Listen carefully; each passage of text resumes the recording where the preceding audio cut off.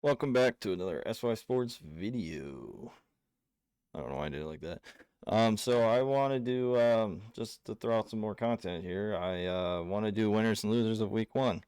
Um, I already have the notable winners and losers, and I'll break those down here in a second. But I just want to explain that I think this will be kind of something fun we could do each and every week. And I don't know.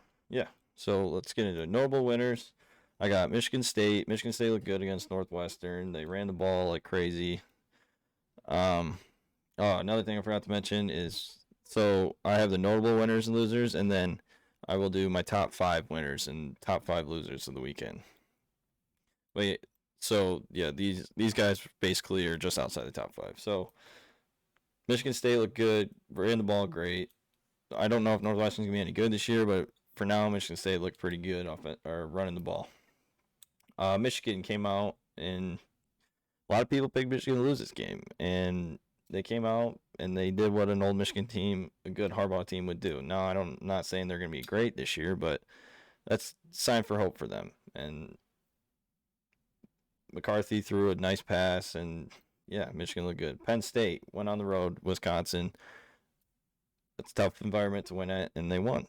Iowa, everybody thought Indiana's going to be a great team, and they went out there and they smacked them. Two pick sixes. I think just defensively they look great. Now offensively they need to. I think they need to step it up a little bit. And I don't know. I just think their defense really helped them out, and they look good. They look good. They smacked a good team. Rutgers. Rutgers scored 60 points. When's the last time any Rutgers team against anybody's ever scored more than 30?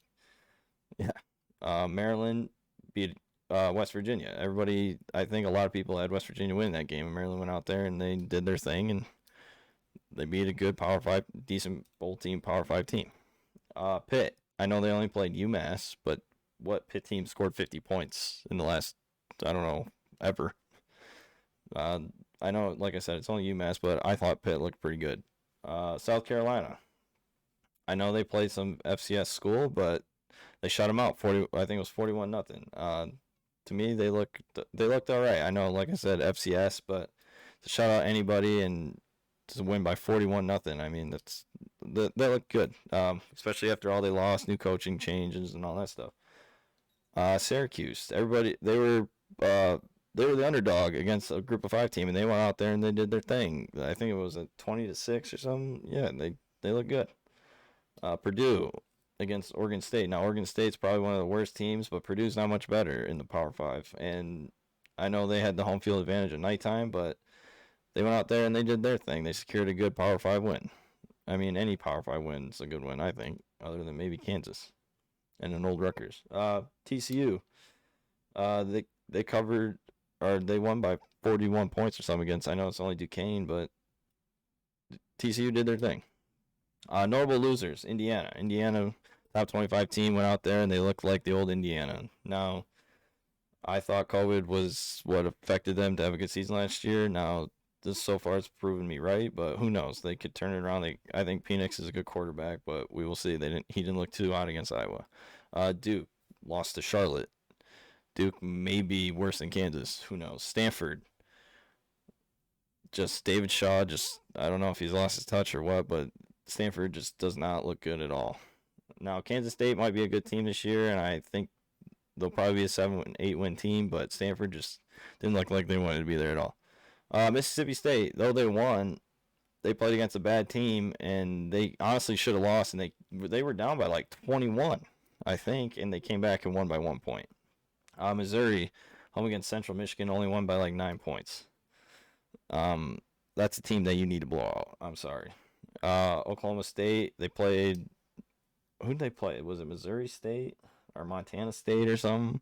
They only won by like 10 points. I didn't watch the game. I just saw the final score, and to me, that just doesn't seem right.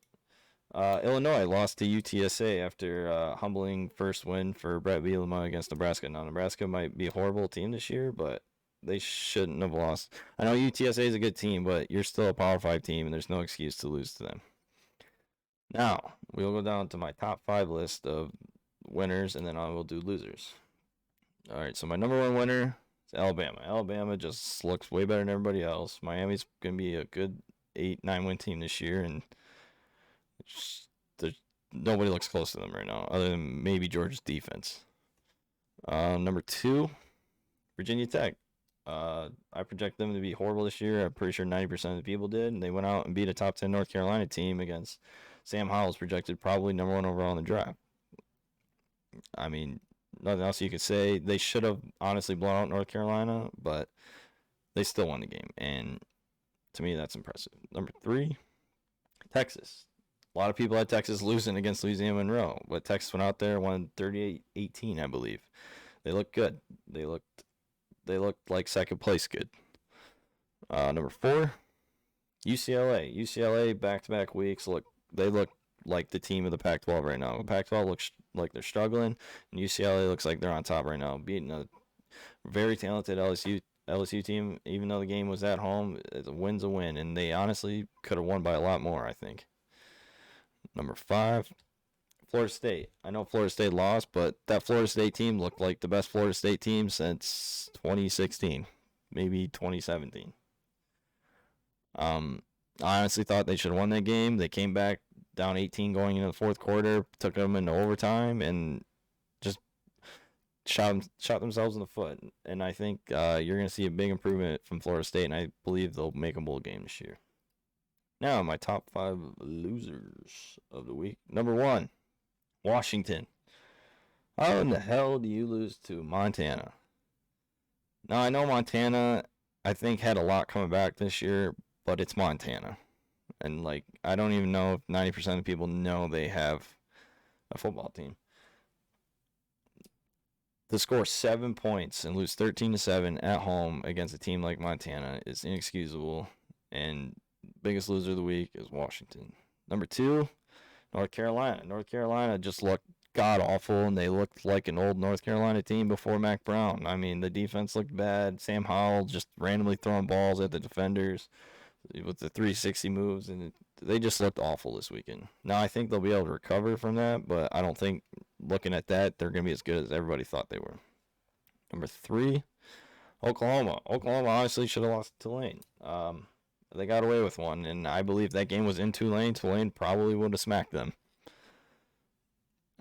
Tulane played their hearts off because of the hurricane and thinking of their families and all that stuff. They had to, practice at different facilities and switch the games. And Oklahoma defense looked awful. Rattler, not impressive.